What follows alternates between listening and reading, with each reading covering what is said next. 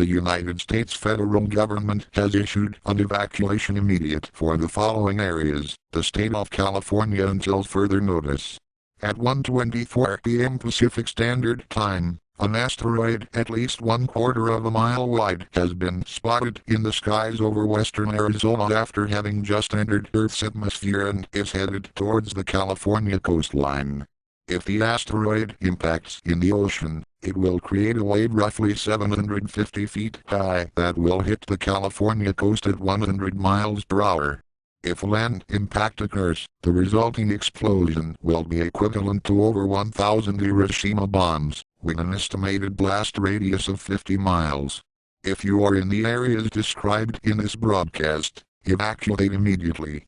All TV stations in the area have ceased normal programming and are broadcasting this message.